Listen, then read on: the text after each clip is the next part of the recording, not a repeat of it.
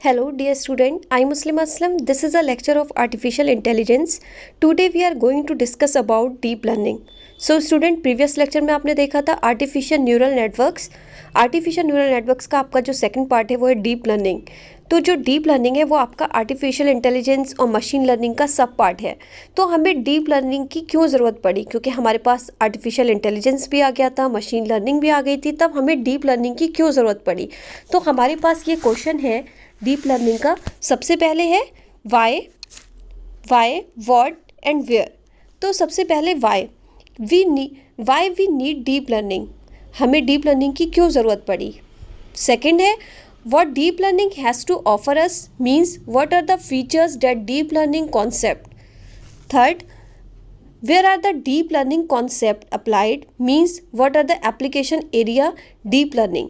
तो हमारे पास ये 3 क्वेश्चन है। अगर हमारे तीनों क्वेश्चन के आंसर सॉल्व हो गए तो हमारा डीप लर्निंग का कॉन्सेप्ट है वो अपने आप से क्लियर हो जाएगा। तो सबसे पहले हम देखेंगे वाई की ज़रूरत। सबसे पहले देखें why we need deep learning, mean ज़रूरत क्यों है डीप लर्निंग की। So the first thing why we need deep learning, huge amount of data. आपको ये दिख रहा है ह्यूज अमाउंट ऑफ डेटा। तो इसमें तो जो टेक्निक थी मशीन लर्निंग की जो पहले आई थी डीप लर्निंग से, उसकी लिमिटेशन थी it can not be deal huge amount of data. जैसे कि आपको ये डायग्राम दिख रहा है वर्ड में दे रखा है what deep learning has to offer us, means what are the features that deep learning concept. तो ये डायग्राम मैंने क्लास में भी आपको बताया था, ये डायग्राम डिस्कस किया था हमने। यहाँ पर आपका क्या हो रहा है, this is nothing but the amount of data X axis and this Y axis is nothing but holding the performance of the algorithm. अगर आप फोकस करोगे इस वाले पार्ट पर, ये जो आपका पार्ट है स्मॉल, अगर आप फोकस करोगे इस वाले पार्ट पर, क्या हो रहा है, if you focus in this part जहाँ पर your amount of data is very very small, so this is area of small amount of data to machine learning की परफॉर्मेंस बहुत बेहतर है compare to deep learning. Means अगर आपके पास small amount of data है so the best option has nothing but the machine learning. But जैसे ही अमाउंट ऑफ डेटा आपका बढ़ता जाता है आप नोटिस करोगे कि डीप लर्निंग का जो परफॉर्मेंस है वो बहुत बेहतर है एज़ कम्पेयर मशीन लर्निंग के। मतलब जो डीप लर्निंग है वो handle huge amount of data. Huge amount of data मतलब स्ट्रक्चर और आपका and unstructured. Structure huge amount data क्या हो सकता है, स्ट्रक्चर भी हो सकता है, अनस्ट्रक्चर भी हो सकता है। अगर बड़ा हुआ डेटा है तो बहुत ज़्यादा बढ़ता हुआ डेटा है तो डीप लर्निंग हैंडल कर सकता है। मतलब ह्यूज अमाउंट ऑफ डेटा है तो आपका क्या करेगा, डीप लर्निंग उसको हैंडल करेगा। और मशीन लर्निंग क्या होता था, मशीन लर्निंग आपका स्मॉलेस्ट डेटा में, आपका जब कम डेटा होता था वहाँ पे ही वो अच्छे से परफॉर्मेंस करता था। ठीक है, तो नेक्स्ट है आपका कॉम्प्लेक्स प्रॉब्लम। कॉम्प्लेक्स प्रॉब्लम में क्या है, कॉम्प्लेक्स प्रॉब्लम जो है कि these are nothing but simply real world's problem, and real world's problem very very confusing, very very complex and very very time consuming. तो यहाँ पर मशीन लर्निंग हैंडल नहीं कर पाती है तो यूज़ करते हैं डीप लर्निंग का। इसका ही सलूशन है डीप लर्निंग के पास, कि जो आपका डीप लर्निंग के पास सबसे पहले इसका सलूशन यह है कि कॉम्प्लेक्स ऑपरेशन हो, प्रॉब्लम्स हो, solve it can be easily solve by the deep learning algorithm. Third है आपका फीचर्स एक्सट्रैक्शन। फीचर एक्सट्रैक्शन में सबसे पहले क्या होगा, आपका जो फीचर एक्सट्रैक्शन है यहाँ पर आपका मशीन लर्निंग में कैसे वर्क करता है, डीप लर्निंग में कैसे करता है। So in terms of feature extraction in term of machine learning means particular object है, मान लिया आपके पास कोई पर्टिकुलर ऑब्जेक्ट है और ये मॉडल है, तो इस मॉडल को कन्वर्ट करना होगा तो प्रिडिक्ट जो आपका जो दिस पर्टिकुलर ऑब्जेक्ट है, यहाँ जितने भी एल्गोरिथम है मतलब मैनुअली फीड करते हैं आप। इसमें क्या होते हैं, फीचर्स जो होते हैं वो मैनुअली फीड करने की कोशिश करते हो, तो यहाँ पर हम जितने भी एल्गोरिथम होते हैं वो मैनुअली फीड करने पड़ते हैं हमें।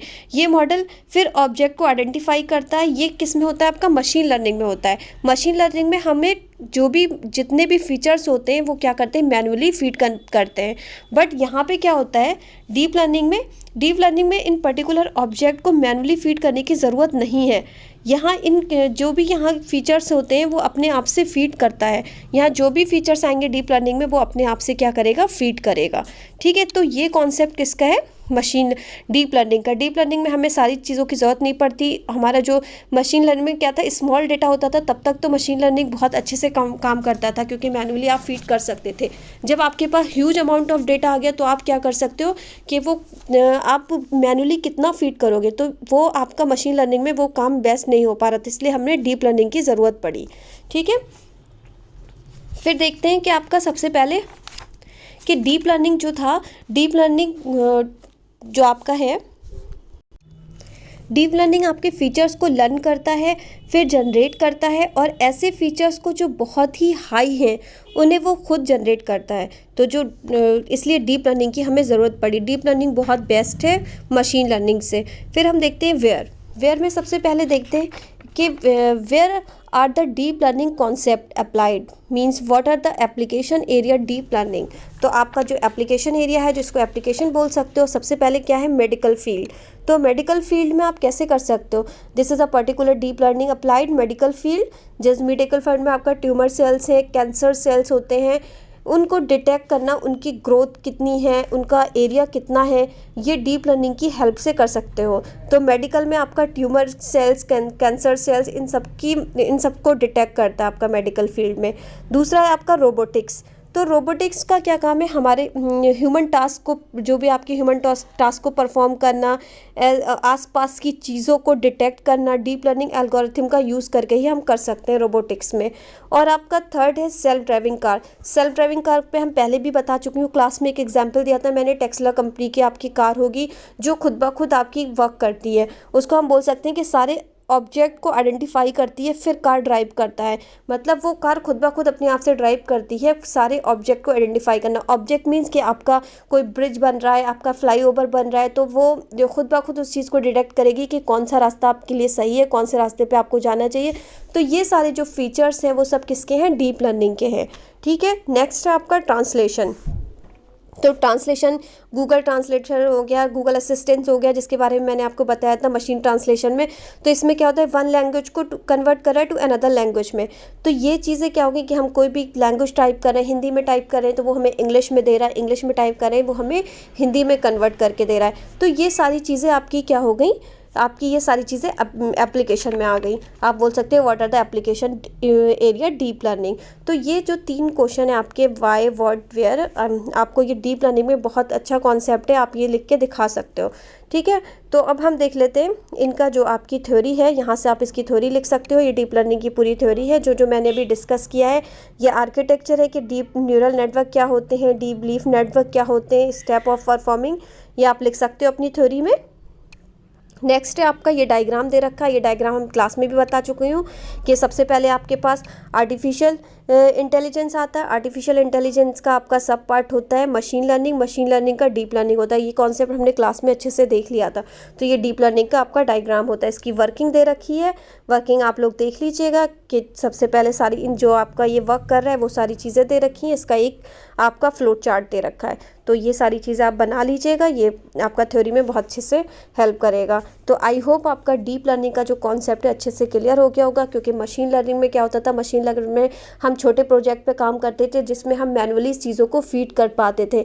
जो मैनुअली फीचर्स होते थे उनको खुद से डालते थे, तो वहाँ पे हमारा वो प्रोजेक्ट मशीन लर्निंग आसानी से वर्क करता था। बट जैसे ही हमारे पास ह्यूज अमाउंट ऑफ डेटा आ गया, ज़्यादा से ज़्यादा चीज़ें आ गई, कॉम्प्लेक्स प्रॉब्लम आ गई, तो वो चीज़ें थी मशीन लर्निंग सॉल्व नहीं कर पा रही थी, क्योंकि मशीन लर्निंग को बहुत ज़्यादा टाइम लग रहा था, वेरी वेरी कंफ्यूजिंग थी, बहुत टाइम कंज्यूमिंग थी। तब हमारा क्या हुआ, डीप लर्निंग का कॉन्सेप्ट आया। तो उस कॉम्प्लेक्स ऑपरेशन हो या प्रॉब्लम हो, it can be easily solve by the deep learning algorithm. तो इसलिए डीप लर्निंग की हमें ज़रूरत पड़ी। तो डीप लर्निंग का कॉन्सेप्ट आपको अच्छे से क्लियर हो गया होगा। आज के लिए इतना ही। नेक्स्ट लेक्चर में हम न्यू टॉपिक देखेंगे। Thank you so much student.